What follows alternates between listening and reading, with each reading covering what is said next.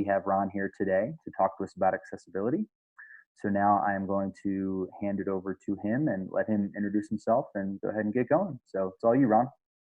Excellent. So my first question, can you hear me? Yes, I can.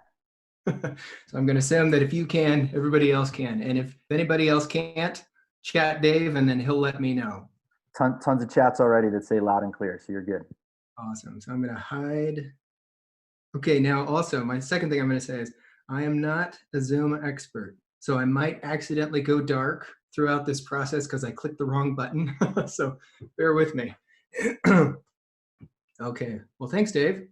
Yeah, so my name's Ron Stauffer, and I actually started my company 12 years ago this month, which makes me feel really old, makes this receding hairline make a little bit more sense. And basically what I've been doing is I started out doing website design and development, mostly front-end development. And about 4 years ago, I actually had a client come to me and they said, we're having some challenges with our web accessibility. What do you know about that? And because the way I started my business 12 years ago was by saying, oh yeah, I know about web design. Let me design your website and build it. When I had no idea what I was doing, but I figured that I could figure it out. I did the same thing with accessibility. So they said, we need to build a new website, but accessibility is really important to us. Can you bake that into your proposal? And I thought, yeah, sure. How hard can it be? And I was right to a certain extent, and I was wrong to a certain extent. I was right that having the background of being a web designer and developer made it absolutely the next step for me. It made perfect sense. So going through the process of learning what are the building blocks of a website, what are the foundational technical pieces that you need to have in place, what goes on top of that, how do people interact with that, what happens when you click this button, that sort of thing. It was a very natural segue into accessibility. But the interesting thing is that these days I'm about 50% accessibility consulting and then 50% websites and marketing. So about 4 years ago, my business, it's almost, probably by the end of this year, it will eclipse everything else I'm doing, just focusing on accessibility. That's important to mention because the reason why we're having this conversation in the first place is accessibility has been on a lot of people's minds recently. There are reasons for that, which I'll talk about in a little while. But the web is pretty old. It's been around for a long time. And despite the many advancements we've had in things like social media, mobile devices, things of that nature, the ability for people using assistive technologies or people with certain disabilities, their ability to use a lot of the platforms and web apps and things that we have on the web, it's really pretty sad. It's pretty abysmal how inaccessible the web is. So anyway, you put those things together and, marketing, a big part of marketing and my background and what I'm passionate about is understanding the user who's sitting behind the keyboard. So, building a website that has a nice design is great. But what's more important to me is how do people actually interact with it? And how do they, are they enjoying their experience? Are they finding it helpful? Are they getting what they want out of it? So I titled this talk, Helping Yourself, Your Clients, and Users. And you may note I'm not a PowerPoint expert. So those of you who are much better than PowerPoint, feel free to criticize my design. I'm a web guy, not a PowerPoint guy. But also I was trying to think, how can I explain what we're going to talk about? And nothing really catchy came up, but I thought, accessibility in this conversation, we're going to be talking about helping ourselves as web designers and developers and helping your clients who are the entities, whether that's governments or nonprofits or, for-profit businesses, and helping the user, the end user that actually is the consumer for those websites. And part of the reason why this is important is because web accessibility is good for everyone. It's not just good for somebody who's partially blind, who's relying on a certain assistive device to help them. It's good for all three parties involved. So yourself, this is the Boulder WordPress group. We think of I think of the people who I can't see on the other side of this, probably similar to me, small companies, maybe one person, a couple people, They've probably been in the industry for a few years, maybe 10 plus years, and they have an established client base, and they're always looking for new opportunities, services that they can upsell their existing clients on, or they're trying to empower themselves when clients, like the first client that I had, ask a question like, hey, can you help me with this? It's really important for us to understand how accessibility works so that we can offer that.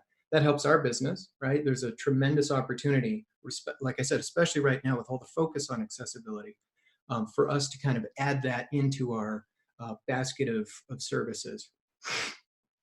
For clients, you're helping your clients with this because liability for having an inaccessible web presence is becoming very expensive, mind-blowingly expensive. We'll talk about that later, but you're doing, not only are you doing yourself a service by, increasing your offering to potential clients, but this particular service is going to save your clients a lot of money and legal fees and stress and hassle. So we can help them avoid lawsuits. And then finally, users, obviously helping, what I have here written on the screen is helping users accomplish tasks online and participate in the web is the whole point, right? That's why we're here.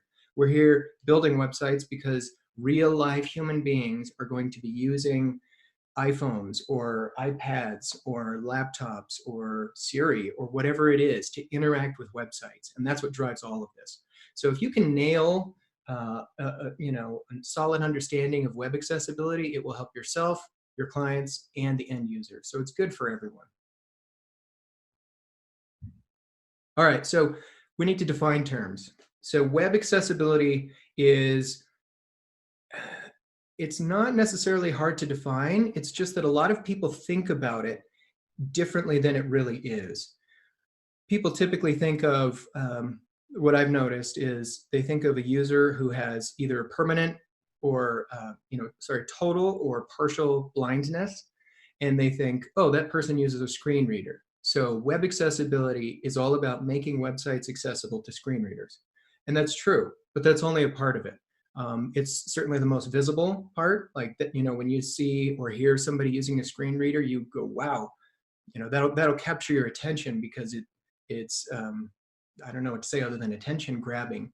But there are many subtler ways that some people with other disabilities might use assistive technology, or they might have certain settings on their phone that you don't even know about.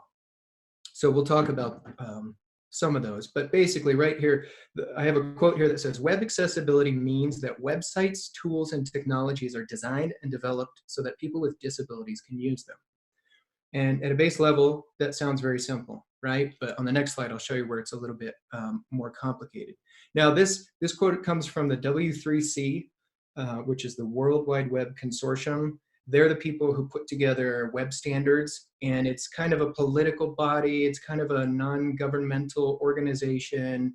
There's a lot of volunteers who are part of it. They do really important work, and they've been around a lot longer than I have, and they know much, much more about this than me, because these are the people writing the rules and the standards for HTML and CSS and XML and things like that. But they're also big on focusing on web accessibility. Okay, so now we need to define, on that previous slide, it said for people making the web accessible for people with disabilities. Now, disability does not necessarily mean, like I said, blindness. It doesn't even necessarily mean someone using a wheelchair, for example. It means somebody who has a lack of an ability to accomplish something. It's a disability. That does not always mean it's permanent. So on my list here, we'll start with, I'll kind of review these.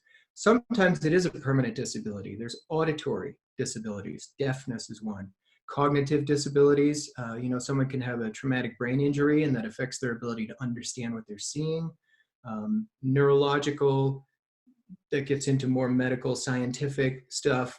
Physical, that we refer to that as like a motor disability. If somebody has, for example, cerebral palsy, and they've got fingers that are, they don't have the fine motor control. The biggest complaint that I see with that is using devices with tiny little, buttons or tiny little active focus links when they're trying to hit that with their finger, if they can't hit that, that's going to be very frustrating for them.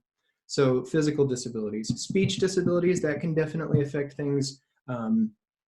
Like if you're trying to use Siri, for example, and you have a lisp of some sort, or you have some sort of a speech impediment, and you're trying to say, or like on a Google phone, okay Google, send a text message to so and so, and it misunderstands you and then tries to do what you don't want it to do. So that could be a speech disability.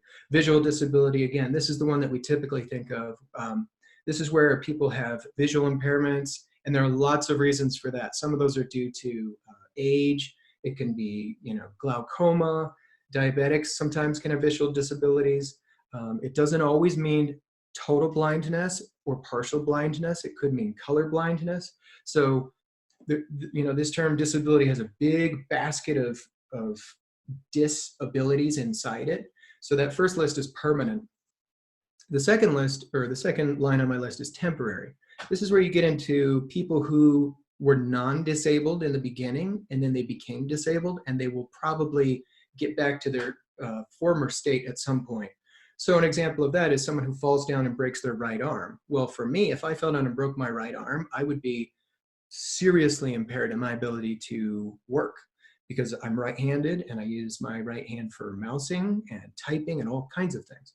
So that's a temporary disability. Lost glasses. If somebody relies on their glasses because they can't see the computer screen and they accidentally step on their glasses or something, their kids lose them, now they have a temporary disability, which is just as disabling as a permanent one in this context. Sports injuries. My left hand, I was a wrestler in 8th grade, and at one point in time, I put my hand behind me, and the guy I was wrestling slammed into my body and smashed my wrist into the bone of my arm. And I don't remember what the trainer called it. He didn't have a technical term, but he said, you had a bone-on-bone crunch. And I said, what does that mean? He said, it's probably going to hurt for the rest of your life. And he was right, it does. And sometimes I need to wear a wrist brace, and it's really annoying because it hurts when I type sometimes. That can make me temporarily unable to do what I'm trying to do on the web. Surgery recovery is another great example. I had a friend who fell off a motorcycle. He broke both his wrists. That's a significant impairment in trying to get anything done online when you are normally able to use both of your hands, and all of a sudden you can't use either of them. Situational limitations, believe it or not, the W3C actually puts this as, they count this as a disability. So if you're looking at a device under bright sunlight and you're outdoors and you're squinting and you can't see it, they would call that a disability. Or if you can't listen to audio for whatever reason and you're trying to gain the information that's in a video, then you've got a disability in that circumstance there. Technical challenges. So they don't call this a disability, they call it challenges. Sometimes there are devices with really small screens. Sometimes you have different input modes. That means, devices, or not devices, but inputs aside from just a mouse. So you could have a whole list of assistive devices, which we'll talk about, I think, in the next screen, where some people may have not even heard of these particular pieces of technology that allow some people to use their computers. But slow internet connection, limited bandwidth, these are all things that cause people to not be able to use the web. And so essentially, my conclusion is any situation that affects or impairs access to the web is a disability for the term, for the purpose of this discussion on what is accessibility. Okay. All right, so probably on this screen is where I'm going to start doing this. I've sprinkled links throughout this PowerPoint presentation. I'm not exactly sure what's going to happen when I click the link, so hopefully it's going to go where I want it to. But basically, I'm happy to share my slides afterward for anyone who's interested, and you can do a lot more research on this yourself. But assistive technologies is a very specific term, and again, here's the definition from the W3C. Software or equipment that people with disabilities use to improve interaction with the web. So assistive technology for motor disabilities, that's, again, the example I used before, let's say a guy has cerebral palsy, or he's got some involuntary spasm or motor disability. There's a lot of assistive technology available for that. including things that like I said, you might not have even heard of. There's mouth sticks, head wands, single switch access, sip and puff devices, trackball mouses, adaptive keyboards. There's eye tracking, where there are actually software and pieces of software and hardware where your screen can have a camera that looks at your eyeballs and follows your eyeballs around, and you can engage with a website using only your eyes. So the technology that we have for this stuff is amazing. But the problem is, as we'll talk about a little bit later, the website that you're surfing has to be built in order to facilitate that. It has to be built a certain way. So I'm going to try clicking on this link. Hopefully it works. Excellent. Yes. And hopefully you can all still see my screen. So, here's a picture of a motorized wheelchair. Sometimes people with motor disabilities they have hands, but they can't use their hands. Or sometimes they might use their hands differently. I think back to, I had a gentleman who was a client of mine, excellent client, really nice guy. And he had been shot in a terrible, terrible accident. It was an awful crime, but he had literally been shot in the throat, and it paralyzed him for the rest of his life. And so he sits in a motorized wheelchair, and he's not able to use his left arm at all and most of his right hand. And so when he navigates on the web, he uses his thumb and a trackpad. So a mouse is no good for him. So he uses just his thumb, his single thumb, and he'll type out a whole email, click, click, click, click, click, click, click. And he has to lean over really, really close. So that was one of the first times that I saw this kind of assistive technology for motor disabilities firsthand. And I was amazed at how efficient he was. But obviously, that took a long time for him to learn how to adapt to that new disability. Okay, so again, for people with certain motor disabilities, you can use a mouth stick. So if you have like a touch screen computer, you can literally put this thing in your mouth, or a caregiver can put this in your mouth, and then the tip of the stick is just like a finger. So you can use, a touch screen like an iPhone or an iPad. Head wand is very similar. You can actually put this thing on the top of your head, and then you've got this wand which you can either type with, one click at a time. You can press on certain parts of the screen if you have a touch screen. Single switch access, that's kind of a, that's a yes, no sort of thing. So you can click it. So there's lots of different ways that people can use these certain technologies to kind of get around what we would typically think of as the normal mode of mousing and clicking. So I can mouse and click and see everything on the screen. That makes my experience online very easy. If you take that away, it makes my experience very difficult.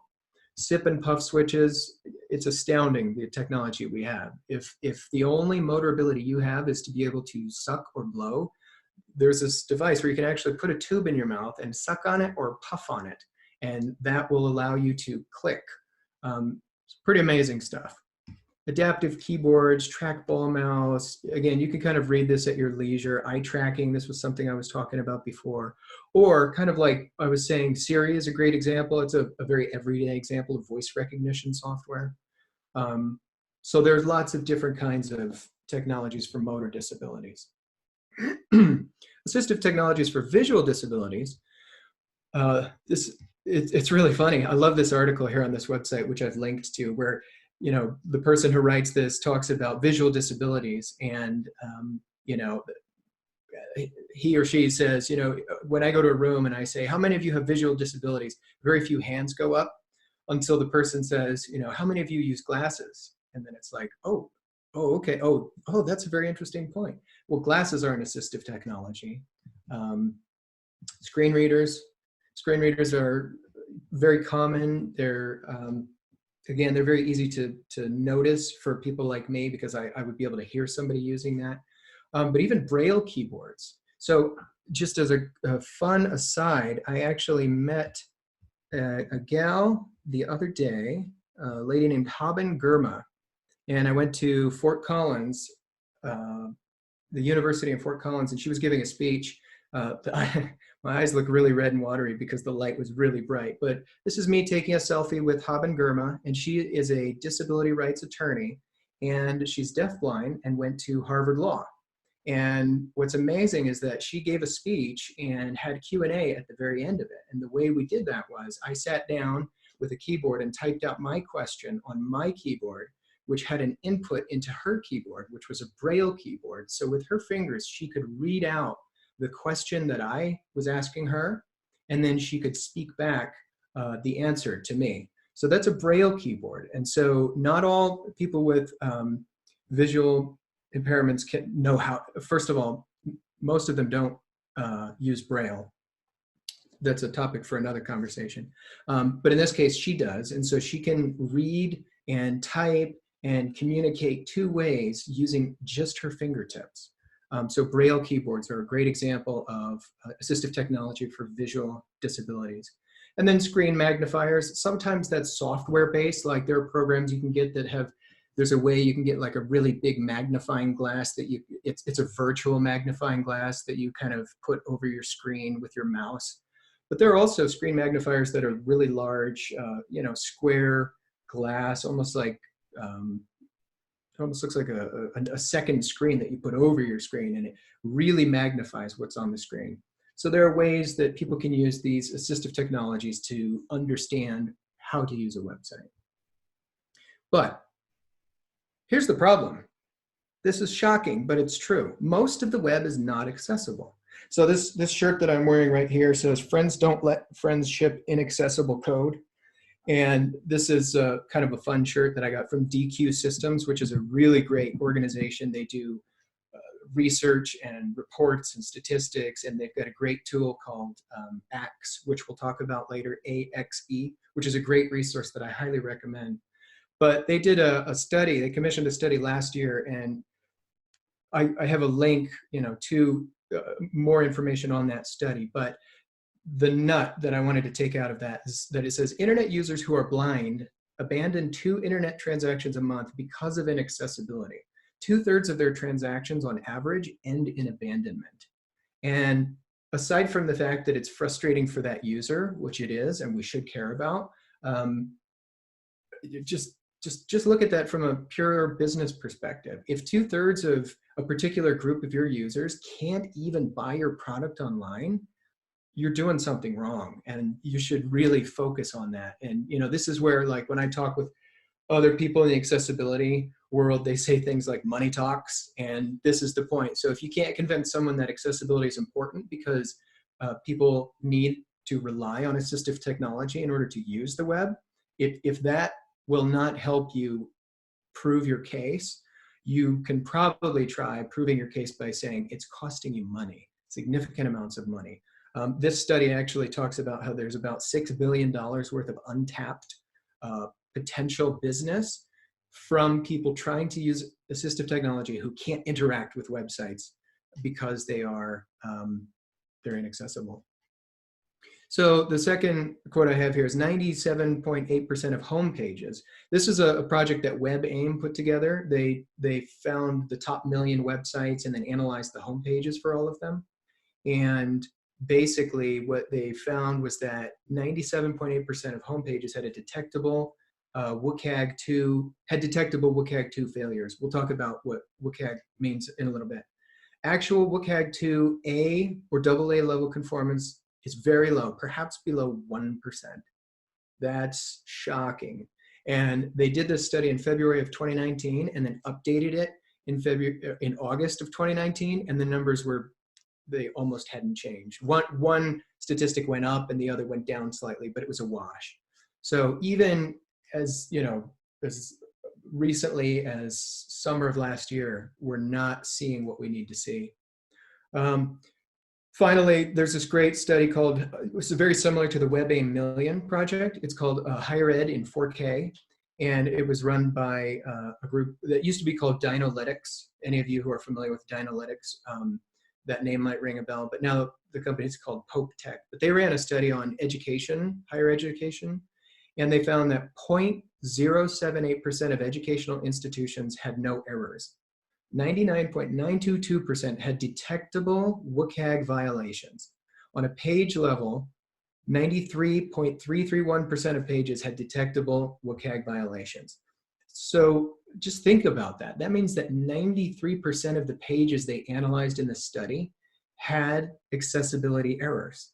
93%. We could talk about that, about how abysmal that is, but just to try to absorb that. And then we'll talk about what to do about that. So here's the irony, though. So we live in a society that loves technology, and we say things like technology is empowering, it's enabling, and it is in some ways. But the ultimate irony of all this is that the technology that can offer the most help doesn't. So I have a couple quotes here, one from Tim Berners-Lee, who is the director of the W3C and the inventor of the World Wide Web. He says, "The power of the web is in its universality. Access by everyone, regardless of disability, is an essential aspect."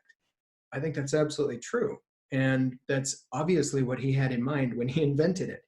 The problem is, it's not working out that way. So recently, Vint Cerf, who we can kind of think of as a co-designer of the internet, is a co-designer of TCP/IP. He works for Google now as their internet evangelist, and he's got international awards as long as my arm.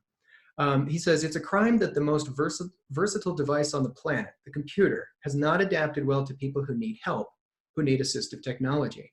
And it's especially ironic in his case because Vint, I believe, has a hearing disability and is colorblind and is married to a woman who is deaf. So this is really personal to him. What a significant failure. We have all this amazing technology that could solve so many of these problems, but it just doesn't.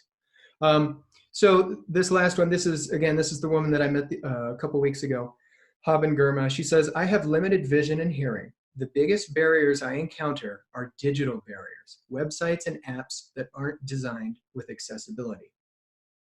And just think about that. This lady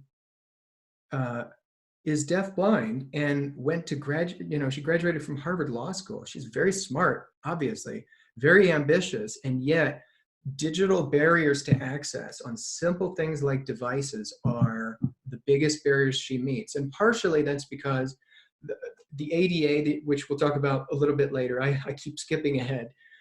The Americans with Disabilities Act of 1990 came out before the internet as we know it existed, right?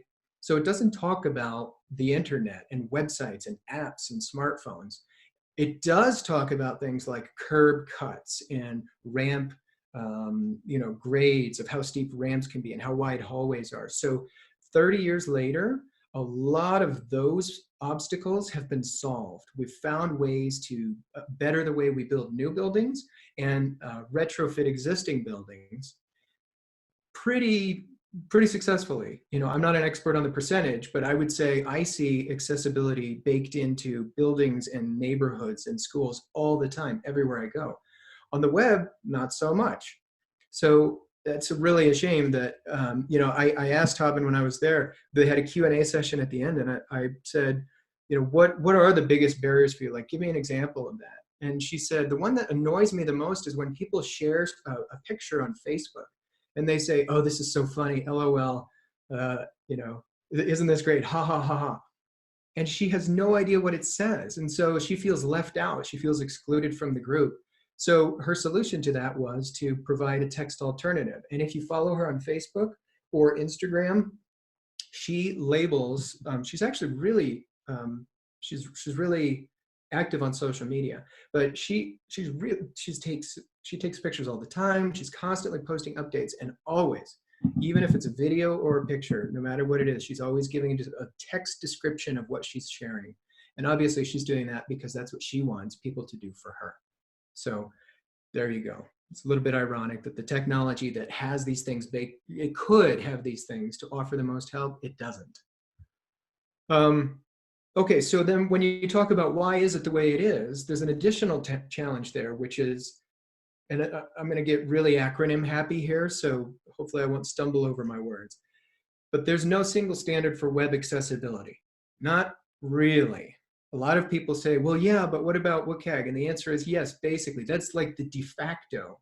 But at least in the United States, there's no law that says, here are the guidelines that everyone must adhere to. There isn't. There are settlements when the Department of Justice comes down with a judgment against like a Title II entity that's a governmental entity that has a responsibility to adhere to the ADA. As part of their settlement, they will lay out exactly what needs to happen. And as far as I've seen, they do use the WCAG guidelines, but it's not baked into like the ADA or the the United States federal law. It just isn't. So there's a challenge there. The W3C came up with the Web Accessibility Initiative a long time ago, before my time. And the key word that we're focusing on today, right here, Web Content Accessibility Guidelines, WCAG, or if you say it out loud, everybody says WCAG. And WCAG 1.0 was a set of proposed rules for how to make the web accessible back in 1999. Okay, that was a really long time ago, right? Really long time ago. It was updated to WCAG 2.0 in 2008. So what's, do some quick math. I don't know. That's many years after that, right? I'm thinking and calculating at the same time. It took a long time for them to come out with the WCAG 2.0. After that, they went to WCAG 2.1, which took 10 years. And now, here we are in 2020, right after WCAG 2.1 came out, and there's already a draft of WCAG 2.2. So there's a lot of different, I don't know how to say it, but not necessarily different versions, but I guess they are versions in the sense that the idea is that WCAG 2.2 replaces 2.1 and 2.1 replaces 2.0, etc. But right now, there's definitely some gray area in terms of, WCAG 2.1 has been out since 2018, but for legal settlements, again, with the Department of Justice, they're still using WCAG 2.0 standards back in the ones that were, written in 2008. So they're using some really old data. So now if you're trying to be proactive and think ahead, like, okay, well, if I want to start a new website for my new business, which set of guidelines should I conform to?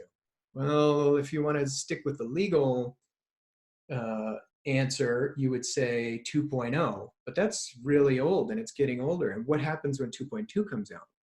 This is tricky. Another reason why it's tricky is there are 3 conformance levels. At least starting in 2.0. So there's level A, which is the bare minimum. If you want to adhere to the WCAG 2.0 guidelines, you choose what level of conformance you want. You have conformance level A, AA, and AAA. And I'm not sure if my camera's on and you can see me holding up my fingers here, but the first level, level A, is the basic bare minimum. And then the second level, level AA, is everything in A plus additional criteria from AA. And then AAA is just like you would guess. In order to conform to WCAG 2.0 or 2.1, at level AAA, that means you have to conform to level A and level AA and additional criteria in level AAA. So then you even get more into the weeds about, well, which conformance level are you talking about?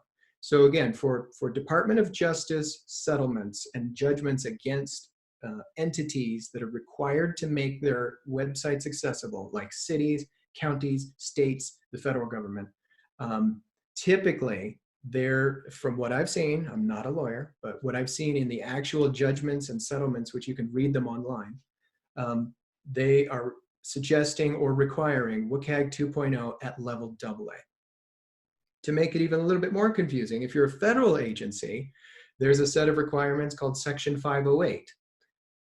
That sounds like it's a totally separate set of requirements, but it actually kind of isn't, because when Section 508 was revised, it incorporated WCAG 2.0. So if you're kind of pulling out your hair thinking like, I don't even know what to do with this, first of all, it's okay. I'll walk you through it. And second of all, to be honest, neither does the government and neither do most companies. This is, I hate to say uncharted water because it's not. I mean, WCAG's been around since 2008, or 2.0 anyway.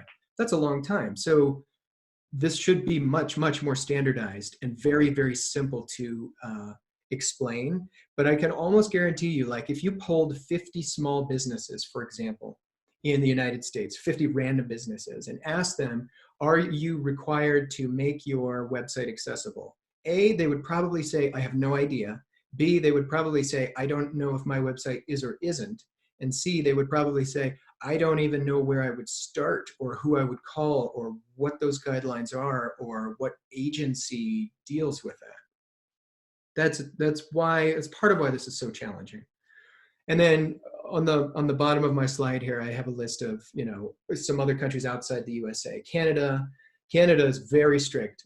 They have a lot of federal guidelines for web accessibility, and several of the provinces, especially Ontario, have their own guidelines for web accessibility above and beyond. So you can have like WCAG, and then Canada's rules, and then Ontario's rules. So it gets pretty Byzantine and really layered. The EU has a whole set of directives which are totally different. They're not totally different in the sense that they're trying to accomplish the same goal, but they're different in the sense of who needs to conform and at what level and what the penalties are if you don't. Australia, the UK, a lot of these other countries, they have their own rules. So it makes it really challenging for people to understand, how does this work? Who's in charge? Who's responsible for it? Is it my job? Is it my web guy's job? Is it my attorney's job? So I sympathize if this sounds a little bit confusing or hard to follow. So there are two things that we need to keep in mind when we talk about accessibility. There's the legal aspect and the technical aspect. Accessibility is technical and legal, right? So the legal aspect, you can think of it in terms of, if you run a business, are you legally required to make all of your product offerings or service offerings accessible to everyone? If so, what does that look like? And here's a hint for you. It's more than just websites. So if a company is required to make their products or service offering accessible to everyone, like I mentioned before, that's what the ADA took into consideration. Like, is your bathroom wheelchair accessible? Do you have enough handicapped, what they used to call handicapped parking spaces with the placards out front and that sort of thing? If that's the case, then your website, arguably right now in the legal circumstance that we're under, based on some court cases, which I'll mention in a couple minutes, that probably falls onto your organization as a whole, which has almost nothing to do with the technical aspect of how do we make this website accessible, right? It's a bigger question of, am I required to provide accommodations or to make accessible all my products and services? So here's a really great example. I have some friends who run a company that does accessibility consulting offline. They deal with things like striping in parking lots and the number of the rise in steps and elevator doors and stuff like that. And sometimes they'll talk to municipalities, and a municipality will say, well, our website is totally separate from this. We want to just focus on our liability for the ADA with our Parks and Rec department. Classic. We want to save money. Our website, we don't have money to update that until next fiscal year, or we need the city council to vote on it, whatever. And so one of my friends who works for this group, he'll say, okay, so you're saying that you want to make sure your Parks and Rec department is complying with the Americans with Disabilities Act, right? Yes. Okay, good. So you want to make your service and your service offerings open to the public like you're legally required to do. Yes. Okay. So if I am partially blind or totally blind and I want to sign my kids up for swimming lessons, what do I do? And then usually they'll say something like, oh, well, you just go to our, oh, right. Yeah, you have to go to our website in order to do that. And obviously that begs the question, right? Which is, okay, well, if you have to go to the website to do that, is your website accessible? So the point being, like, these days, the legal line between like, oh, this is my business office and this is my web presence, those lines are getting very blurry. So that's something to keep in mind. That's the part that I don't get involved in. And that's the part that as web developers and designers, you probably shouldn't either. If you're not an attorney, you should probably find an attorney who specializes in this area of law and partner with them or collaborate with them. But what I do and what you should think about doing is the technical aspect, right? What are the WCAG success criteria? How do we make websites, apps, online products and services accessible to everyone, regardless of disability, and regardless of whether users rely on assistive technology or not. How do I technically accomplish that? And another thing to keep in mind is there's something called assistive technology, which we've discussed, but there's also a term that we talk about called adaptive strategies. That's where people find ways to use your website in a way that works for them without necessarily using assistive technology. A great example of that is if somebody is using Chrome, let's say, and they hit Command plus plus plus plus plus, that's called a text zoom, which is different than a screen zoom. So they're adapting their browser to give them the information in a different way, but not actually relying on an assistive device or an assistive technology to do that. So think about assistive technology, but also think about adaptive strategies. And that's something that WCAG is they very finely delineate between those two. There's a difference between zooming a screen or zooming a website and then zooming text only, for example. Two different kinds of things. It sounds on the surface like it's the same, but it really isn't. Okay, so the legal cases, and this is where I highly recommend you find an attorney who knows how this works, especially if you have a client that's really worried about their current status. The legal landscape for this is changing very, very quickly. In 2006, there was a really big story about National Federation of the Blind versus Target Corporation. Basically, NFIB sued Target saying, we can't use your website. And I think that the straw that broke the camel's back was they said, we can't apply for jobs using your job portal online. And so therefore that's discriminatory because you're preventing people who have visual impairments from using your website. Target said, whatever they said, however they said it, they said, no, that's not true. It's different. You can come into our building instead if you need help. This case was settled. So as far as I know, there was no major case law that came out of this. So then National Association of the Deaf, a different organization, so we're talking about two different types of disabilities here, blindness and then deafness. National Association of the Deaf, or NAD, sued Netflix and said Netflix is not providing adequate closed captioning on videos.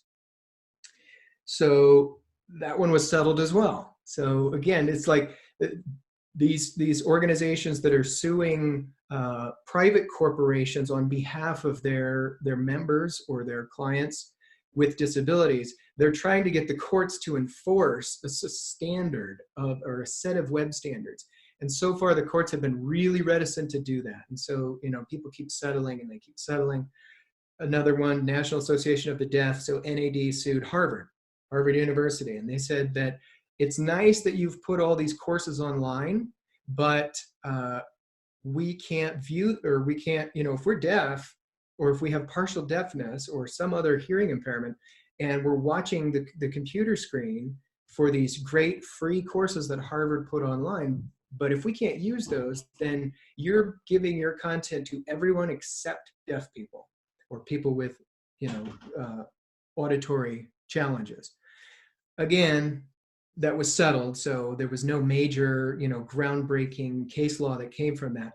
But one thing that's really interesting to note about this lawsuit is it specifically mentioned iTunes U, YouTube, and SoundCloud as the platforms that Harvard was using.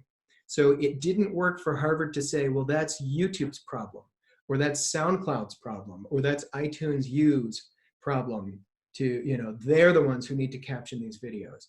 That this lawsuit was intended to say, no, Harvard, you need to do this. Again, that was settled. The most recent one and the most important one for our conversation today is Robles versus Domino's. So I guess maybe it's fortunate, maybe it's unfortunate, depending on your view. If you're an attorney, you would know more than me. But the Supreme Court declined to review an appeals court decision. And that appeals court, I think it was the Ninth Circuit Court, decided that Domino's Pizza has to make their website and their app accessible. This is really important because as far as I know, it was the most prominent case that went as high in our court system as any had ever gone, where a federal appeals court said, yes, Domino's, you have to make your website and app accessible. even if your building is accessible. So Domino's was basically saying, but our website's different. Our website has nothing to do with our pizza service. People can go into our pizza service and have, or our building and enjoy our pizza there. And we're very accommodating towards people with disabilities there, just not on our app. Domino's lost that. And because the Supreme Court decided not to review it, right now, that's kind of setting precedent. And again, I'm not an attorney, but this was one circuit court. But everybody else is looking at that and saying, okay, is this the legal landscape? All right, it seems like it's going that way. So now kind of the floodgates have been open to a lot of lawsuits where attorneys and law firms are hoping that this is going to be the new legal standard, where businesses can no longer say my physical location is accessible to people with disabilities, but my app is not.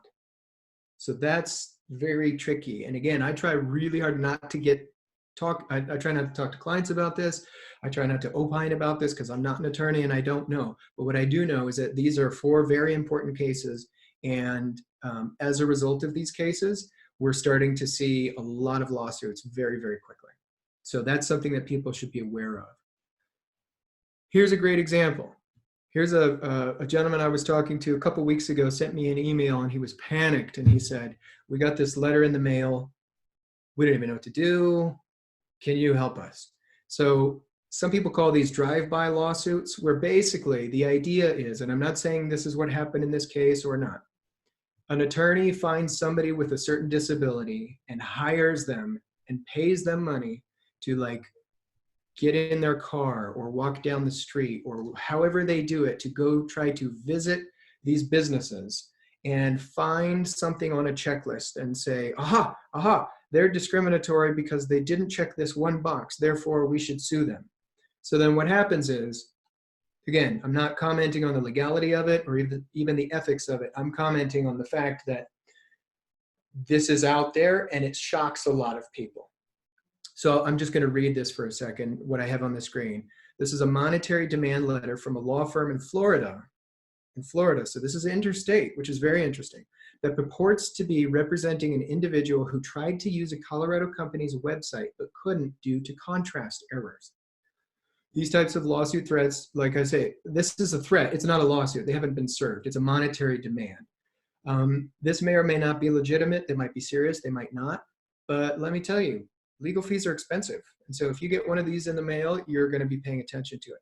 And the reason why I bring this up, and I think this is so important for us to focus on, is as web designers and developers, we are the ones who should be advocating for our clients to have the best technology that will give their users the best experience and will limit their liability, right? How bad is it going to make you look as a web designer if you build a great new website and then they get a letter like this that says that website's inaccessible? So these lawsuits, and here's another development that's new and different from years past. These are lawsuit threats are being directed towards small businesses, not just Target, not just Harvard, not just Netflix. This is a small local business, family-owned local business in Colorado. And somebody in Florida decided that it was worth their time to write this letter. And I don't know if you can read it because it's very small. I tried to highlight the important part. I'll read what it says. It says, toward this end, the monetary demand of $15,000 absent litigation will remain on the table for 20 business days from the date this correspondence is delivered to you.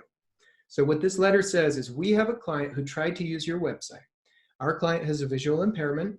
Your website is not accessible to people with visual impairments, and therefore you're discriminating against people who are blind. So it has 2 very specific demands. The first one is, it says, if you pay us, it almost literally says, if you pay us $15,000, we'll go away. So the gentleman I spoke to said, that's extortion. And I said, I can't comment on that, but that is scary. The second thing is, it says, if you do not follow through, we will have no choice but to demand at least $250,000, which is the low end of damages in these class action suits. So this business owner woke up one morning and went to the mailbox and saw a letter from a law firm in Florida saying, pay us $15,000 and we'll leave you alone, or we're going to sue you for $250,000. So this is where we're at as a society, and this is a liability for business owners.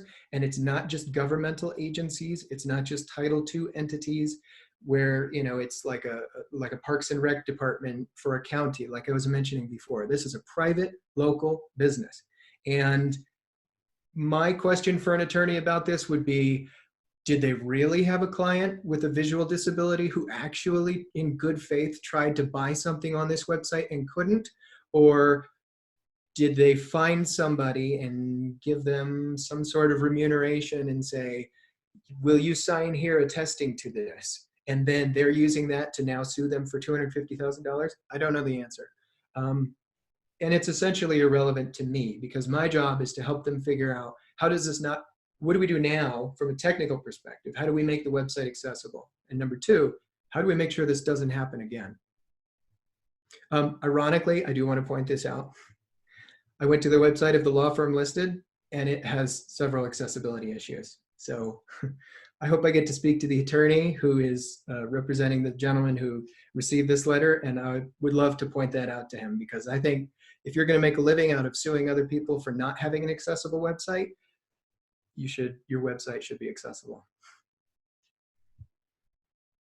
Okay, so I'm going to read through this and maybe we'll take a quick break.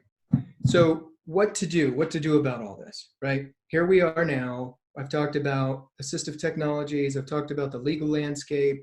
The liability is scary for a small business. So what do we do about this? Well, at a minimum, adhere to WCAG 2.0 level AA.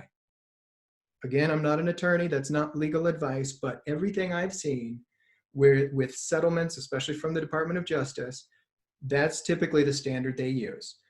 Here's an example, and I link, and if I share this presentation later, you'll be able to click to this to actually read it yourself. But if you read the 2018 Department of Justice settlement with the City and County of Denver, I have a screenshot on the right side here, and it's highlighted in yellow. It refers to Web Content Accessibility Guidelines 2.0 at level AA, multiple times. So that's good enough for me to say, okay, if the Department of Justice is dealing with a discrimination suit, and the Department of Justice is the top dog when it comes to the Americans with Disabilities Act, if they determine that the website of the City and County of Denver is discriminatory, or it's inaccessible and is therefore discriminatory, their solution to that is you need to remediate your website to the level of WCAG 2.0 at level AA. Now, what's also interesting is it also stipulates that the City and County of Denver must provide training to web content personnel on how to conform to WCAG 2.0 level AA. So part of what that means is it's not good enough to just say like, we fixed it. No, you have to train your staff and employees so this doesn't happen again in the future. It also states that they need to perform automated accessibility tests. And then finally, it says that they have to enlist individuals with different disabilities to test its pages for ease of use and accessibility barriers. So that means it's not good enough to just run their website through a scanner and say, we got 6 green check marks. We're good, right? No, you're not good. That's not good enough. You need actual, real live human beings with actual disabilities using alternative strategies and assistive technology. I believe on this one for Denver, it actually just delineates between somebody with a visual disability, someone with a motor disability, someone with an auditory disability. So that's very interesting that the Department of Justice is saying, in order for us to consider this settlement closed and say you are no longer, your website's no longer offending in a legal sense, it states, here are the guidelines, the WCAG 2.0 guidelines. You need to conform to these. You need to provide training. You need to perform automated accessibility tests. And then you need to enlist individuals with different disabilities to manually test its pages. That is, as far as I have ever seen, that is absolutely, I completely agree with this. This is the best solution. They give you a foundational framework and say, this is the level that you need to adhere to. And then they say, it's not good enough for you to just get there once and check the box and say, we're done. You have to train people, and you need to, run your scanners all you want, which are helpful, but that's not good enough, because what they want to know is, like, they don't really care that a website was run through some scanner that says, oh, we guarantee that your website's accessible. That's not the point. The point is, the Americans with Disabilities Act is all about our human beings being discriminated against on the basis of their disability. And if you can show, as the city and county of Denver, we tested this with somebody who is totally blind or partially blind or colorblind, and we tested this with someone who's perhaps deafblind and someone with motor disabilities, and they didn't experience barriers to access, then great, your job's done. You did it. But this is very complicated. It's very expensive. It takes a lot of time. Obviously, it says at your cost, you have to undergo all of these steps, and you have to do it within 3 months. This particular settlement says they have to start it within 3 months, and there are a couple things in the settlement where they say, and annually, you have to do this again. So those are the stakes. That's for city and county. Is it the same for a private business? I'm not sure. That's a legal question, but clearly this is the direction it's going, and we should be paying attention to this. So what do you do, right? So this is bad. What do we do? So it's my job to freak you out and then to tell you that there's something we can do about it. Okay, hold on. Let me hide floating meeting controls. There we go. All right. One super easy way to start is by using free automated evaluation tools. One of my favorite tools, one of everyone's favorite tools, is called Wave. And there's this great organization out of Ogden, Utah, one of the universities there. It's a group called WebAIM, which is Web Accessibility in Mind.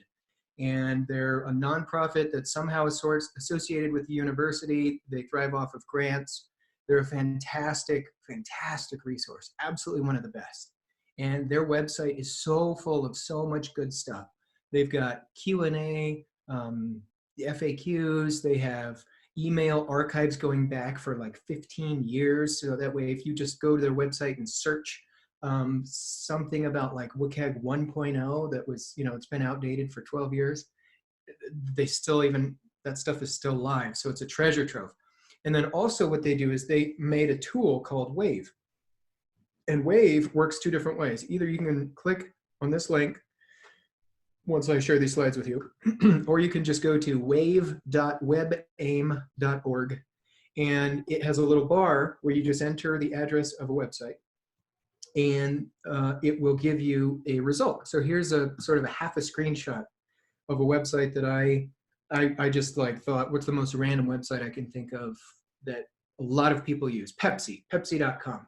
So I went to Pepsi.com and I plugged it into Wave, and it found all kinds of errors, all kinds of errors. Now, how does that happen with a giant multinational conglomerate with billions of dollars where they're not even paying attention to their accessibility, and yet, the little local shop in northern Colorado that's a family-owned business is getting demand letters? I don't know. I don't know what to tell you. But what I do know to tell you is that Pepsi.com has all kinds of accessibility issues. And the great thing about Wave is if you plug a URL into Wave and then hit enter, it will scan it and it will tell you not just what's wrong with it, but why and what to do about it.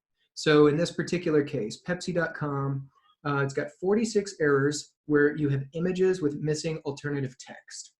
That's important for obvious reasons, but it's worth stating in case you're not familiar with it.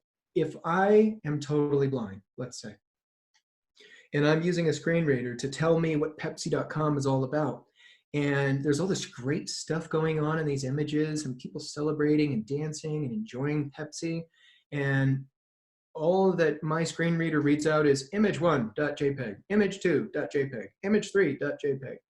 First of all, that's a miserable experience. Second of all, you're not conveying the meaning. That's the term in accessibility that we focus on, is conveying meaning. So if you have an image that doesn't have text that a screen reader can read, it's not going to know what to do with that image. So either it will skip it, or it will read the alternative text. But that requires an additional step of the people at Pepsi.com. When they upload a picture, they actually have to fill in a little blank that says, what is the alternative text with whatever CMS they're using? What's the alternative text for this image? And so that's what alternative text is all about. So in this case, they apparently have 25 images that are missing alternative text. That's a lot. So a lot of the meaning that you can derive from Pepsi.com, whatever their messaging is or whatever they're trying to get us to understand about Pepsi, is lost on users with visual disabilities. That's a problem. Linked images missing alternative text, document language missing, empty headings, empty buttons. These are all really classic problems that many, many, many websites have. And it's just funny to me that like nobody at Pepsi thought to just plug their website into Wave using, you know, the free Wave tool like I did before this presentation. It took me all of 30 seconds. And boom, there you go. There's the answer. There's a lot of problems on Pepsi.com. And, you know, contrast errors. These, we'll talk about those a little bit later. These are by far, like off the charts by far, the most common error with accessibility that I've seen. Images or text with low ratio of dark to light. So the contrast is not stark enough. So somebody with a visual disability like color blindness or, you know, there's a lot of visual challenges that end in like opia. I'm not an expert on the visual component, but there are lots of reasons why people may have vision, but they can't determine what's going on if the contrast isn't stark enough. So that's what contrast errors are. Now this goes back to what I said a little bit before, which is that you can't, for part of the reason, like you can't say to the government, for example, well, we scanned this website in Wave and it gave us all green check marks and there are no red X's. That's not good enough, right? So, and that's why I actually say this right here. Simply passing a basic scan with Wave does not mean your website is accessible. And in fact, I've seen several websites that claim to be compliant. They'll even use words like compliant, even though that's not actually an appropriate term in this context.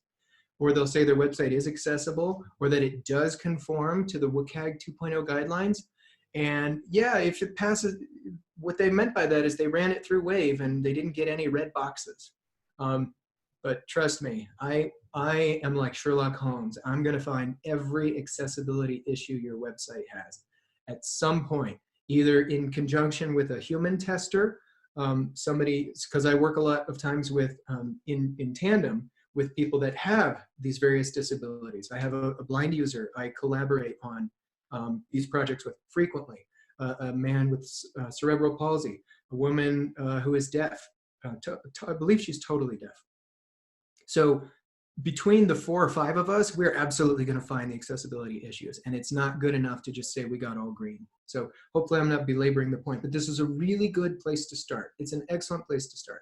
If you were working at Pepsi and they said, make our website accessible, you'd say, okay, these are the big glaring errors that are very basic. And the funny thing is they're so easy to fix, so easy to fix. Do you know how hard it is? I mean, just think if you're, you know, this is a Boulder WordPress group, right? Think about how easy it is to add alt text in WordPress. It's easy. Every time you upload an image, it asks you, not every time you, not just when you upload it, but every time you insert it into the page, it's going to ask you, what is your alt text for this? Easy fix. I mean, this could take somebody 13 minutes. I'll bet you. 25 missing alt text, 13 minutes. 30 seconds a piece, done. So WebAIM Wave is a really, really great place to start. It's a very basic, it will give you a basic, like a thermometer check. You know, like when your mom, when you were growing up, she'd say, do you have a fever? And she'd put the back of her hand on your forehead and you'd say, oh, I don't feel so good. And then she'd feel your forehead and say like, oh, wow, you feel pretty warm. Wave is a thermometer, in my opinion. It's a great place to start.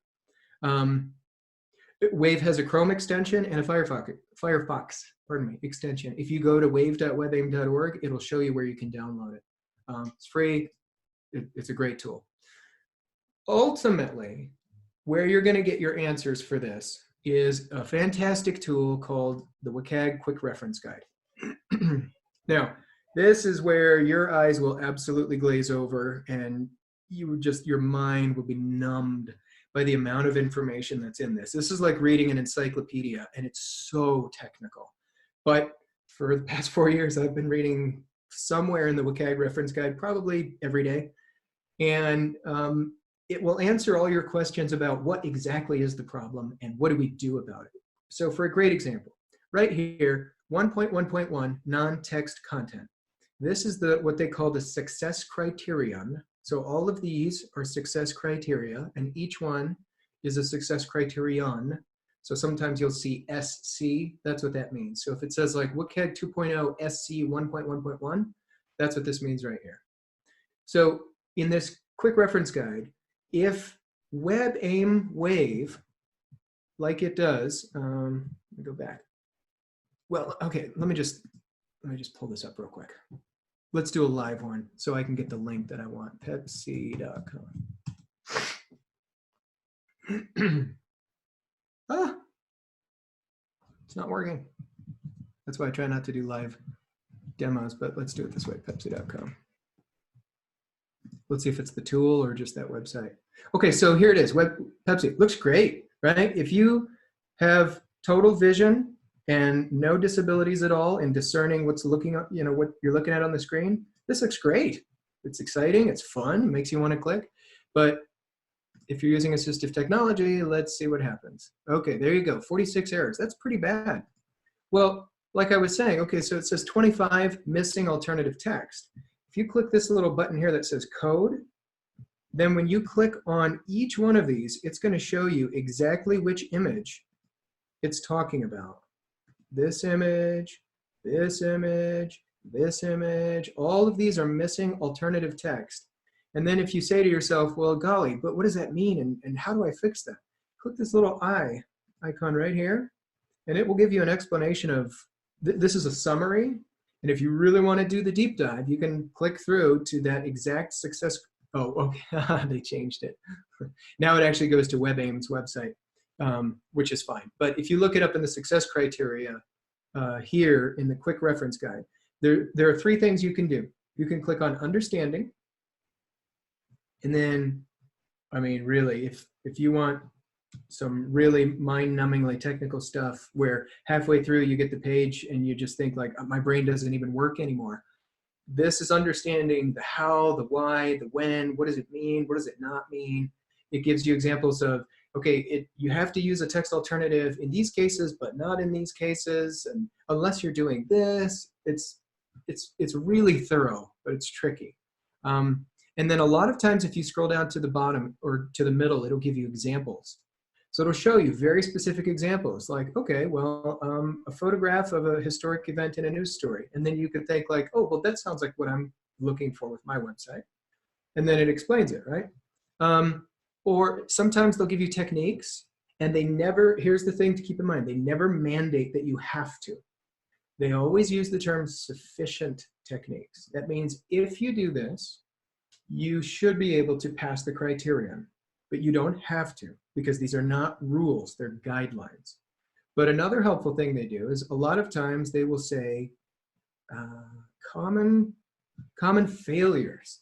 So you can actually scroll down and see here are very specific instances of where it doesn't work or when it's gone wrong or when it doesn't pass, here's why it doesn't pass.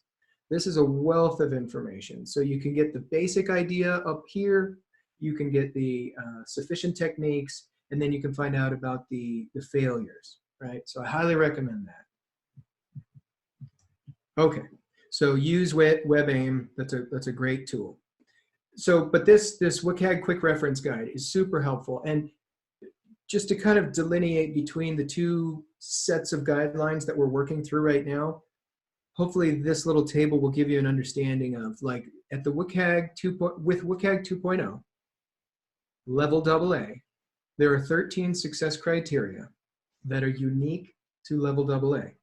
So in order to pass the test, as it were, for WCAG 2.0 at level AA, you have to pass 13 success criteria from AA and the 25 success criteria for level A. If you wanted to go AAA, which is almost impossible to do because that literally means that if you have a video with speech. You have to have another video with a sign language interpreter who's showing in sign language what's being spoken. Sometimes, so it gets really, really difficult. And honestly, the WCAG guidelines, they actually say we do not recommend level AAA for most sites, because you have to kind of dumb down the functionality of your website so much in order to hit all those criteria. But anyway, there's a level A, double A, triple A. And again, level A, double A means you have to meet all these and this, or sorry, and these. Same thing with 2.1. 2.1 supersedes 2.0. Level double A means you got to get all these 20 and these 30. So now there's more success criteria. So all of these little success criteria here on the left-hand sidebar, that is the meat of what does it mean for a website to be accessible. Now, when you're auditing a website for web accessibility, you have 4 options. You can look at every individual success criteria and then say, does the website pass? Does it fail? Is this kind of content not present? Or I can't tell. I can't tell for whatever reason. Usually that means like I need more testing, or I need access to a back-end login or something like that. But that's how those reports are run when you're like giving a report to a municipality that has a Department of Justice settlement. You give them a report that says, okay, we've analyzed your website based on these criteria, and here's how you did for each one of these. It's very time consuming. When I'm compiling those reports, I take frequent walks around the block just to clear my mind from the, wait, was that 1.1.1 or was that 1.4.3? I can't remember. Oh wait, no, that was the other client last week, darn it. So I frequently walk around the block to clear my mind. So, and I think this was a question I saw in the chat. The most common barriers to access. And it was really nice for me to see that there's a project called the WebAIM Million, which I linked to in this presentation, where you can see where WebAIM put together an analysis of the top 1 million websites and analyzed their homepages and to see how they did. And I think I referenced this in one of my earlier slides where I took out that the kind of the executive summary about just how bad it was. But it was nice for them to split out the most common errors that they see. And I was reading it and I was like, yes, yes, yes, yes, me too. Contrast errors by a wide margin. Contrast errors are just, and if you click on this, it will take you here to show you what it means with a contrast error. But essentially, a contrast error is where specifically mostly text on a screen is not dark enough, or if it's reversed, if you have like light text on dark, again, that's contrast is not stark enough to where it's blurring together. And I see this a lot where companies will try to have a website with like a light brown background or like tan or gray. They'll have not like FFF for their, their hex code for pure white. It'll be slightly gray. Well, the problem is if you have slightly gray text with, or if you have a slightly gray background with darker gray text, there's not enough latitude between them. And so they actually have a mathematical calculation where it has to have a contrast ratio of at least 4.5 to 1. There's a tool that I love to use, which I linked to later on towards the very end, but I have this open most hours of the day. It's called Color Contrast Analyzer. And what you can do is you can go through and click here on your eyedropper and then say, all right, my text color is, you gotta get it just right, this. And my background color is this. And then it'll tell you at each one of those conformance levels. And in this case, it's set to WCAG 2.1. But it will say, for the contrast, you pass at level AA and level AAA. Pass, pass, pass, pass. Great. So I know, okay, I can use this and I won't have any problems with that. You can do this. This is kind of cool because it floats. So you can like pull up a new tab and then let's go to Pepsi.com. Let's see what happens here. Okay, let's check out their contrast. Foreground is white text and then the background is this. Okay, well, here's a great example. They can use this if they're adhering to the AA level, but they can't if they're trying to adhere to the AAA level because it's not contrasty enough. So that's another great test that you can use. So there are lots of free tools that you can use that give you an understanding of, what are your contrast errors. So that's number one. The number two most common, and this is not in terms of importance, I don't think. I'm saying this is in terms, this list is created in terms of the frequency that it's encountered in the wild, right? Missing alt text. We already talked about that. That's non-text content. So that's photographs and charts and things like that. If a user is relying on a screen reader to tell them what a photograph says, and it just says like img_1234.jpg, that's a failure. That's very, very common. And by the way, I'm getting a little nitpicky here, but it's called alt text. It's not alt tags. I hear people say all the time alt tags, and I'm not trying to split hairs or be rude about it, but tags are different. Tags are, that's a technical term, but tags are in PDFs. You can have a tagged PDF or an untagged PDF. That's not what alt text is. Pardon me. Empty links, it's number three. That's where you have links, like a lot of times flyout manuals will have a link that's just a hash, and you click on that to trigger some sort of action on the website. The problem is a screen reader can't figure out what that's doing. It'll just say link. That's it, link. So they're, the user's sitting there tabbing through, using their keyboard, wondering like, link, what link? Should I activate this link? Should I not? So empty links. Missing form input labels. That's where you've got, oh no.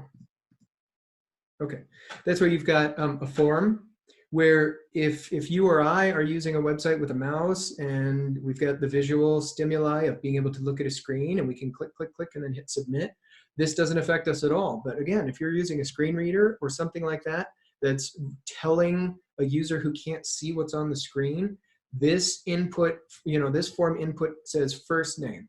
This one says phone number. This one says email address. If it doesn't have the proper input label, that screen reader is going to get confused and it's going to say like field, text field. Okay, so then the user says, well, what text field? What do I put in here? I don't know. And then number five is missing document language, which is ridiculous. It's almost silly. Like I can't even believe that this happens. That's where you do your doc type declaration in the very beginning of the page, and then you have ref lang or whatever that tag is that says what language the page is in. Believe it or not, that's the number five most common mistake. People forget to add the language of their page. Oh, that's important. And it's more important than you might think, because there might be people who have a screen reader or an iPhone that's set to read pages in Spanish. And if it doesn't know exactly which language is the default language of the website, it might get confused. So that's important. But notice what's missing from all those bullet points I talked about before. Only the automatically detectable errors are included. That means only the things that, like, that study that analyzed those 1 million websites, it didn't, they didn't visit physically 1 million websites and click around and try to do things. They used their software to go hit the homepage of 1 million sites and then just send them the automated results. But you can't just have automated tests. You have to have human tests in order to truly say if a website is accessible or not. So here on my slide, it says many accessibility barriers cannot be detected automatically and require manual/human testing. Some of those include, and here are 4 examples that just immediately came to me that I see all the time. Even if a web page passes Wave, for example, or another website scanner, many times I'll see all green boxes in Wave, and then I'll still find these problems here. Contact forms. For whatever reason, sometimes, even if you have the input field title just right, the form doesn't work, or when they try to submit it, it doesn't properly trigger an error, and then the poor user keeps hitting like submit, submit, submit, and they can't tell what happened. Did it submit? Did it take my credit card payment? Did it actually send my email that says contact your city councilman? They don't know because the error messaging is not set up right, or the required field is not reading off to the screen reader. Hey, there are 7 fields in this form. You only filled out 6 of them, and it's the 4th one that you're missing. Very frequently, contact forms. They're notorious for preventing actual real-life users from completing tasks, even after automated tests reveal no issues. Image alt attributes. So again, sometimes like I've seen CMS, content management systems, and I don't think WordPress does this in any version. It might. No, I think that does it. I think it does it with the title, but not the alt text. If you upload an image that's img_3026.jpg, some CMSs will use the name as the alt tag, or see, I just did it, as the alt text for the image. That doesn't work.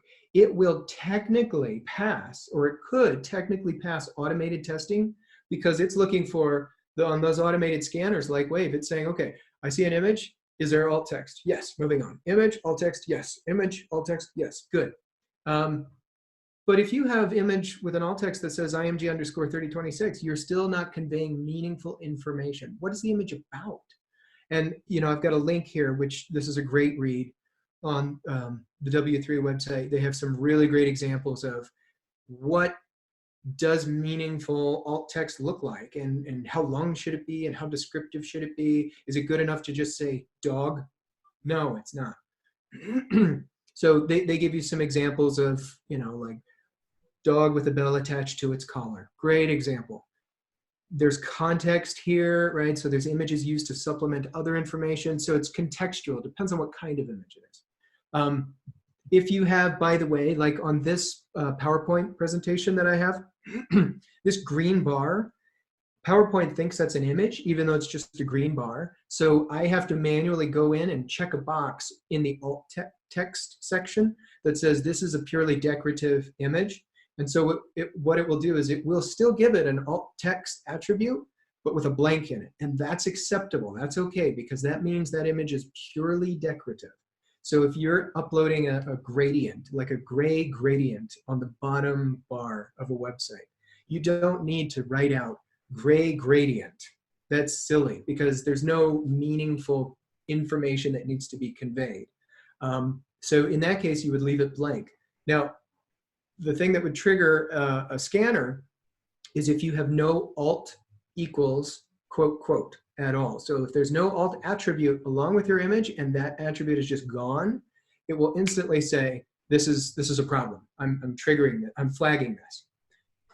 But again, if you do have alt text in here, but it's meaningless, you're still not actually being, you're not complying with the letter of the law. That defeats the whole purpose of alt text. So that's a frequent error that I see.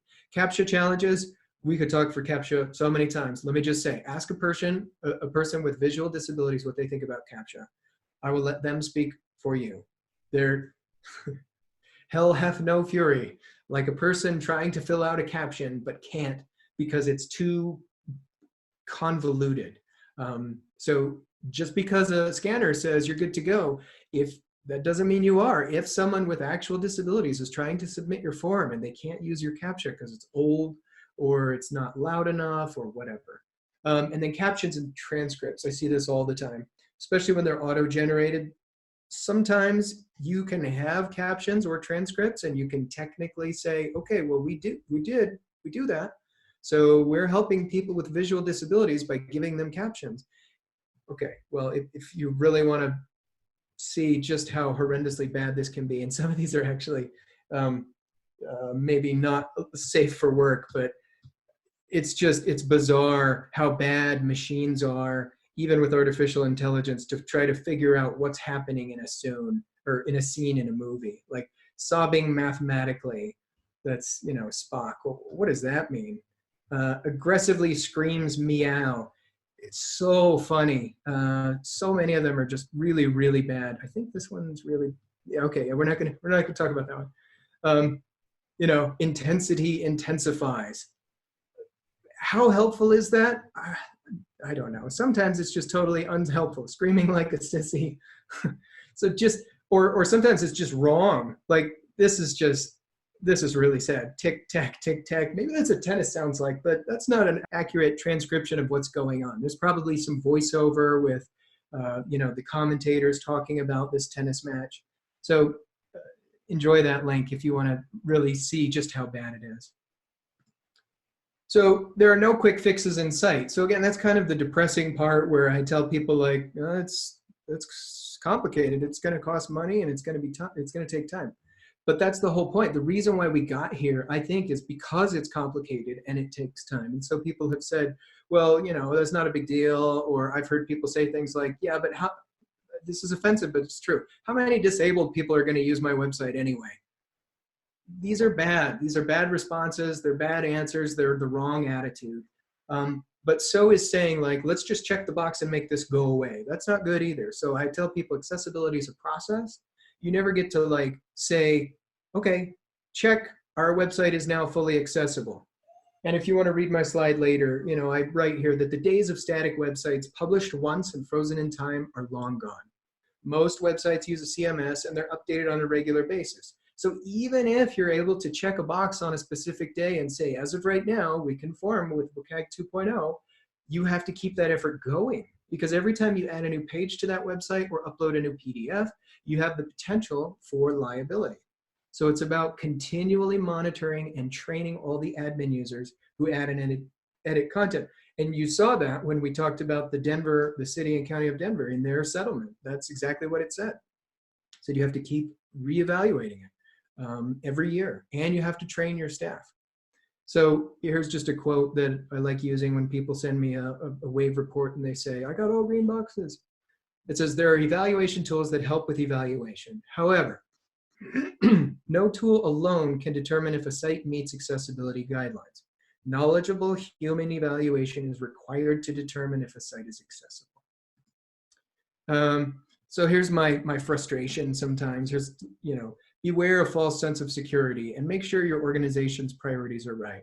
So I'll just read this. I feel like this happens sometimes. So this is me with an organization. Them. Hey, is our website accessible? Me. No. Them. Why not? Me. Lots of reasons. Here's my extremely detailed report, complete with links and everything. Them. Wow, that looks bad. How long will it take to fix? Me. We might want to just delete the site and start over. Them. What? That sounds hard and expensive. Me. Right. And then they'll say, does it even matter? Or let's deal with it later.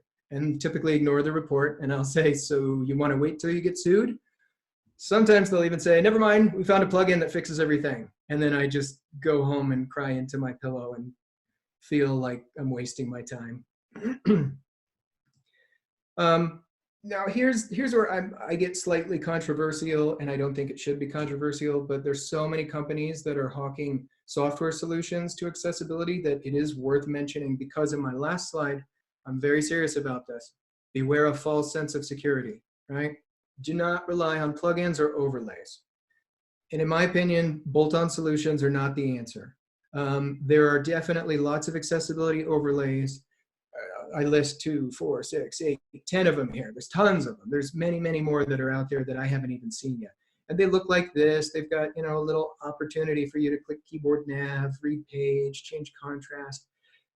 These are helpful to an extent, but they don't get to the heart of the issue. There are lots of blog posts out there with competing views on this. My perspective is this is a bolt-on solution.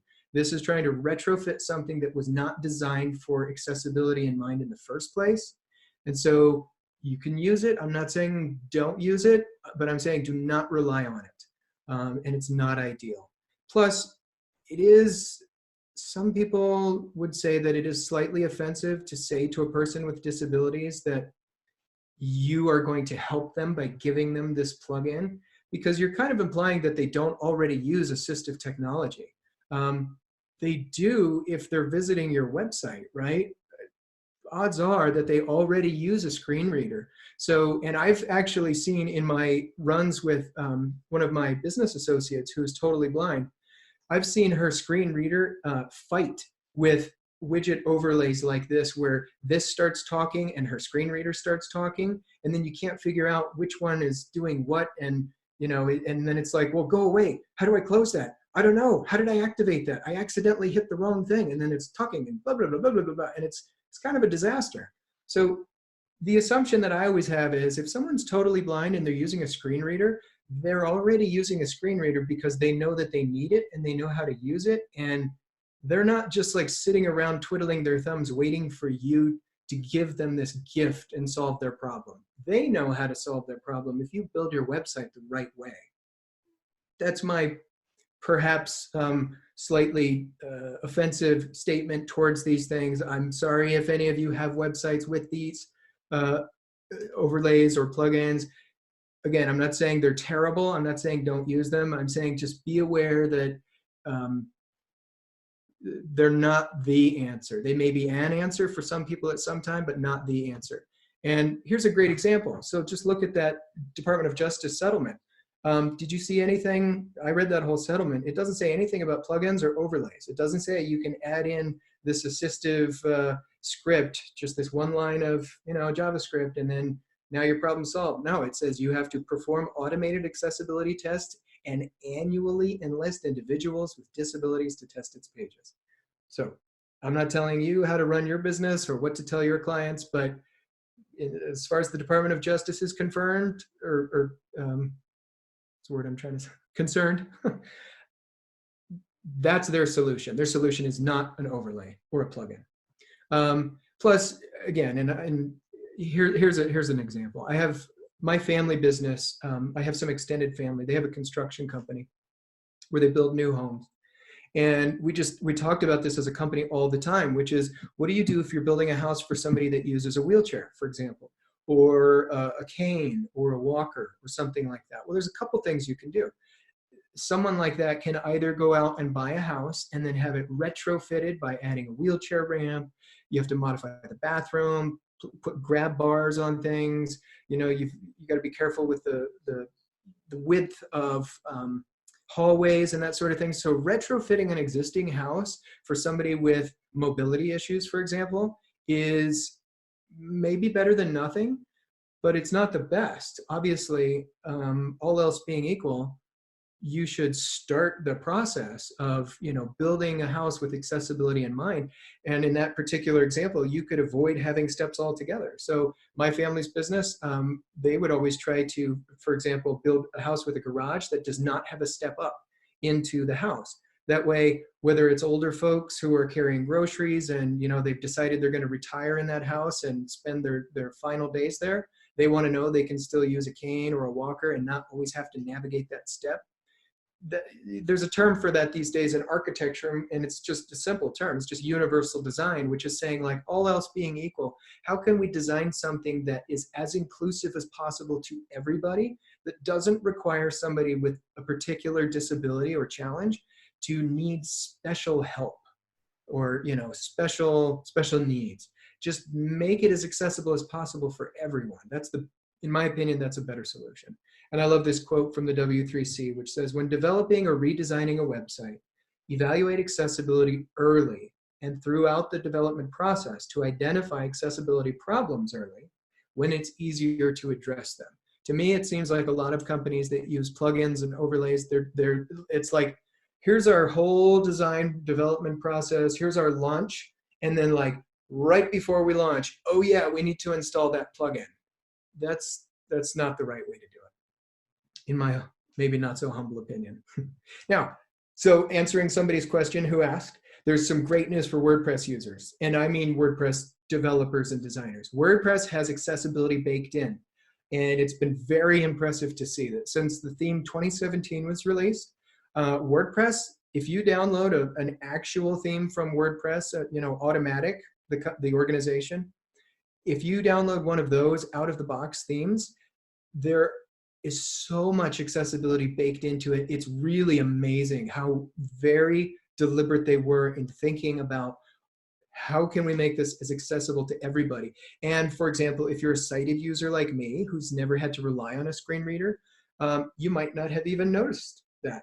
But you actually have, if you use 2017 or later, you have skip links already built in, where when somebody's navigating with the screen reader, there's an option that says skip to main content. I don't see it because it's hidden, but a screen reader sees it. So I'm so pleased and impressed with the effort that WordPress has been doing. Really, you really can't go wrong at a base level anyway, until you start to add a whole bunch of inaccessible content onto it. But at a base level, the CMS that WordPress has a lot of accessibility built in. I do have a note here. Not all third-party themes are accessible, and some are especially problematic. In particular, watch out for really fancy themes that try to be super visually stimulating with parallax sliders, or like 3D effects, where if you scroll with your mouse, the background goes down and the content goes up, and it looks like there's depth. Content carousels, fly out menus, things of that nature. Those are typically pretty problematic, and a lot of times they're more hassle than they're worth. So, just my advice as a designer, and I'm not the world's greatest web designer, but I've designed a lot of websites. My advice and my consistent theme in all of my designs, and you can see here in my my PowerPoint presentation, simple.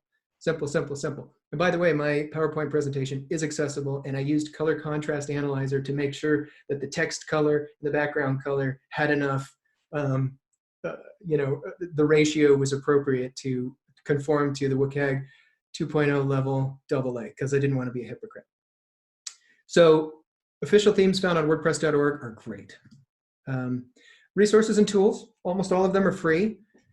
I will modify my slides here to link to this, to each one of these, but again, browser extensions and web tools. WebAIM Wave is a really great scanner. DQ Axe, that's the people that made this shirt. I really like Axe. It's a great tool. It's more in depth than WebAIM, than Wave. It allows you to test forms. You can run some pretty sophisticated tests where it'll catch a lot of those form errors that Wave won't. HTML Code Sniffer it's a little bookmarklet where you click on it, and then it gives you this pop-up on the screen that you're looking at, and it tells you all the HTML problems that are causing errors. Chromevox, that's a really great, it's still, you can still get it. It's not being developed anymore, but that's the built-in screen reader for Chrome.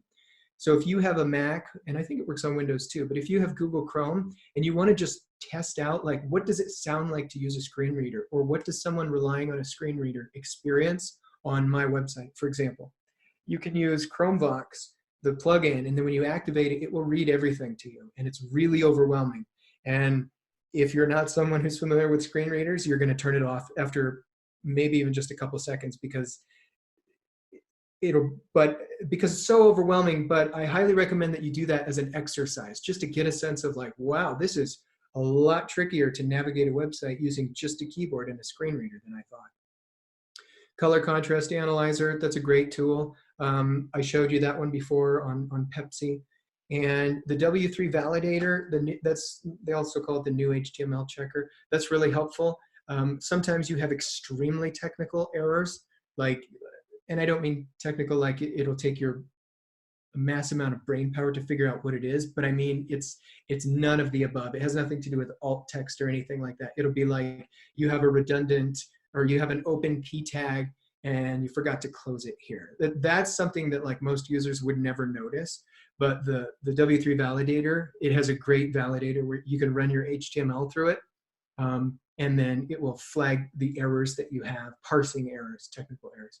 And then for websites and blogs with more info, the W3C, they started it all. They're the ones, they're not really in charge, but they're the best. Even the European Union is looking at the W3C saying their guidelines are awesome, stick to that. I do want to show you real quick, we've got a couple minutes left, but I already mentioned the quick reference guide, and then WebAIM, this is their website where you can read more about their resources. But I want to show you this, and I think this is the last thing I want to show you. There's this great, they call it the BAD demonstration, before and after demo. So if you look at this website right here, you can open the before homepage. Now this looks very, very dated. I know it's 2020, but this looks like it was made in 1995. But if you open up the before and then run Wave, let's see what it does. 38 errors, 2 contrast errors, a bunch of alerts, right? We got problems.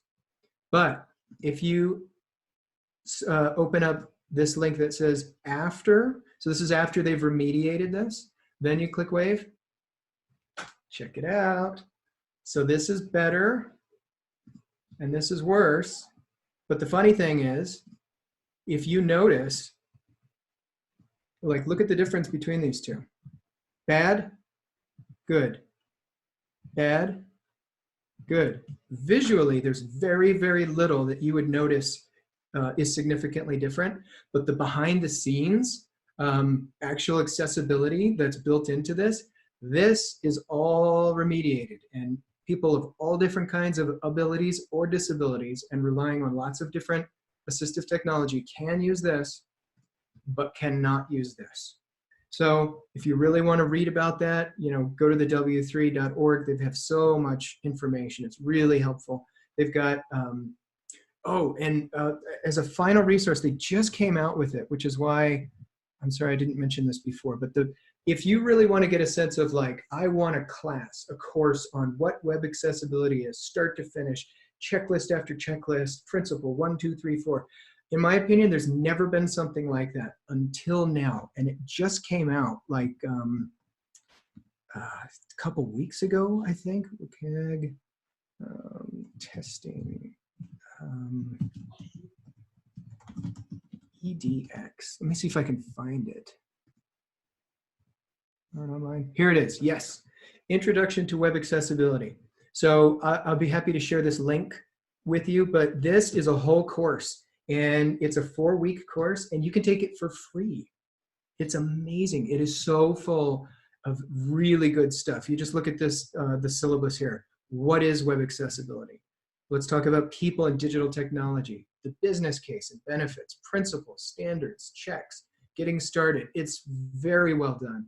I highly recommend this. This is the best resource I found for somebody who just says, you know what, like, I want to do it. I want to learn what's in it. I want to know where to start, everything that I should know to a certain level, and then say, now I understand at a high level what it's all about. This is an excellent course.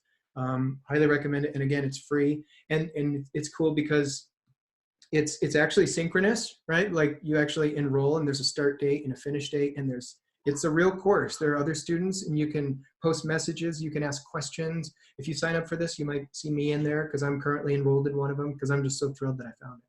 So I think, I think that's what I have. That's all I have for right now. So at this point, I'm going to stop, and with a few minutes left, I'll see if Dave wants to say anything about whether we have questions or not. Sure. Well, thank you so much, Ron. There was 1 or 2 questions that, if we can, I know we just got a couple minutes, but Betty had asked if there was any kind of cost for hiring a company to do accessibility work and come in and fix problems. And I'm sure that can range a lot based on what somebody needs and how many issues there are. But I think there was another question too. Corinda kind of at the end there too asked about more maybe from like what she should be charging. It sounded like other people if they come to her with accessibility issues. Can you speak at all just a little bit, or maybe give us some ballparks or some ranges, or maybe a strategy you use to think about how you price out different accessibility projects? Anything you can share? That is a good question. I think the way I would probably approach that two different ways. So when people come to me and they say, we received a letter, I tell them, great, here's my hourly rate, because I have no idea what you're going to need at this point, because it's so situation dependent, right?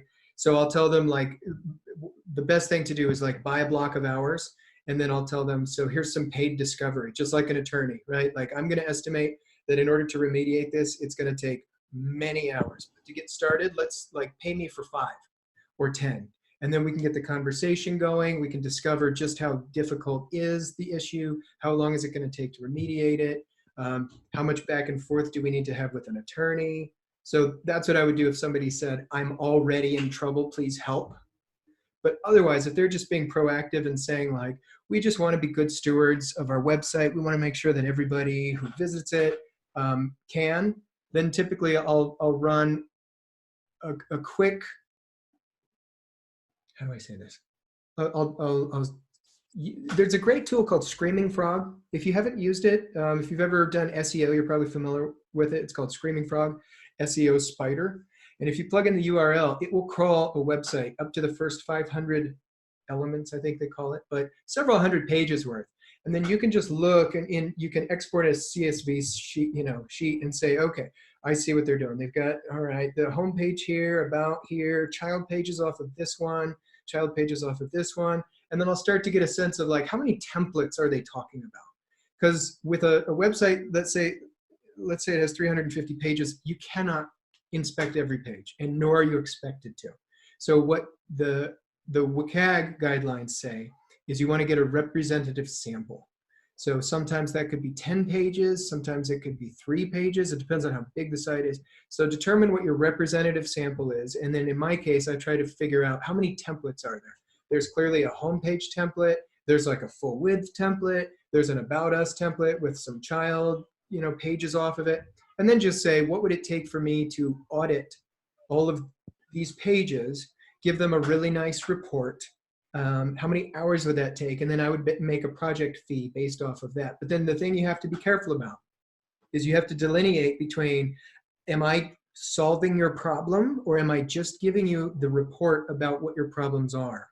It's always, every time it's always different. A lot of times, at least with municipalities, for example, they say, no, give us the report. We'll have our staff do this, which is great. I love that, because then I say, wonderful. Here's your report. Have a nice day. Where's my check? And I don't get bogged down in these long back and forth, multiple week drawn out things like, how do we do this? Oh, we tried this. It didn't work. Now what?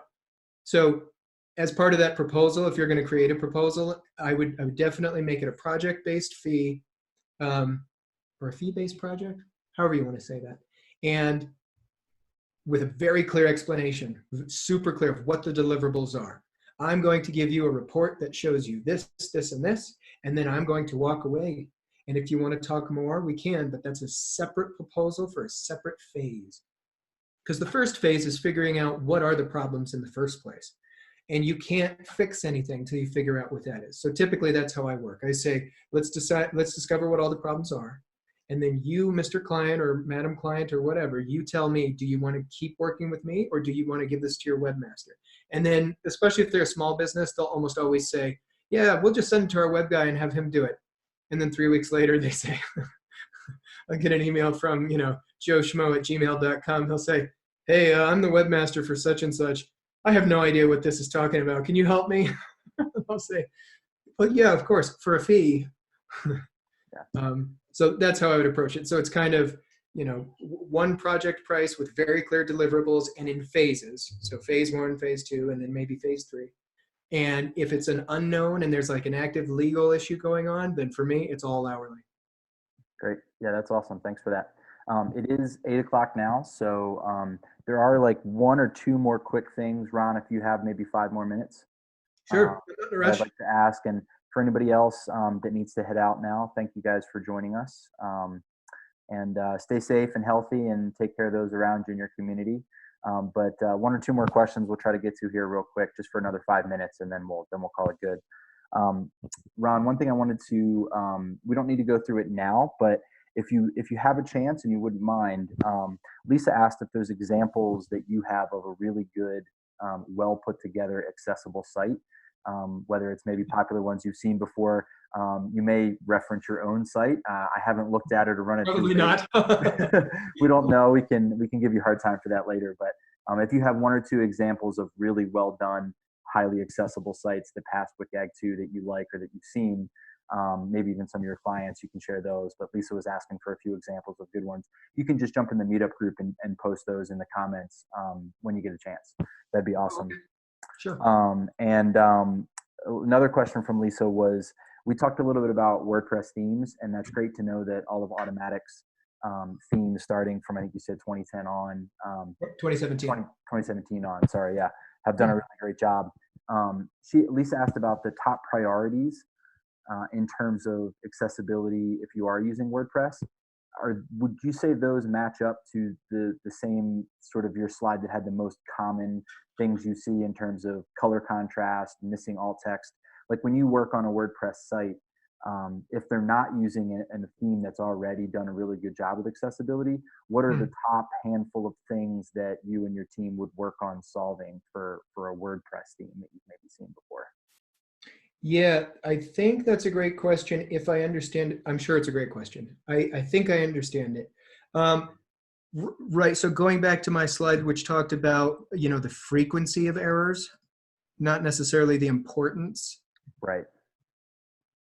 Contrast errors are very important. They're very important because they're high. They're, what do they call it? Sorry, not high. Low hanging fruit, right? In a lawsuit, for example, the threatened lawsuit, at least, of the guy who said, we're going to sue you for $250,000. That's what they specifically mentioned. They specifically said contrast errors, and our client has a visual impairment. And they go on to list what his exact visual impairment is, which may totally be true. And it may very well be that he can't use the website. But so I would prioritize that very highly. That's such easy fodder for people who are looking to sue a company. So image contrast, sorry, not image contrast. If I said image contrast, I meant contrast. So contrast errors are, text on backgrounds that they can't read. But the other thing would be alt text, definitely alt text, because especially with WordPress sites, they're full of galleries all the time, right? WordPress is really good at showcasing photos, visual stimuli involving photographs or even videos.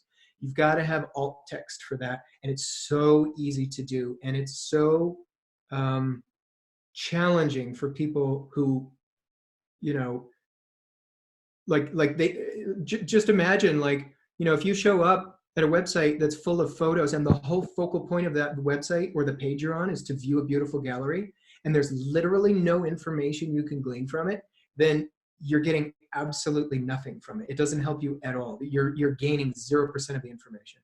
So I'd say alt text for images are really important. Um, And just to jump in real quick on that, I completely agree. It is super easy in WordPress to add them, but WordPress by default with WordPress core, it won't automatically add them for you. So it is Correct. easy. It is easy for you, but it won't automatically do it. I don't have the names of the specific plugins now, but I do believe there are one or two plugins. One of them is an SEO plugin that does some AI and tries to actually insert alt text when you upload the image. But again, like Ron kind of alluded to, there's like with captioning, how bad that can be.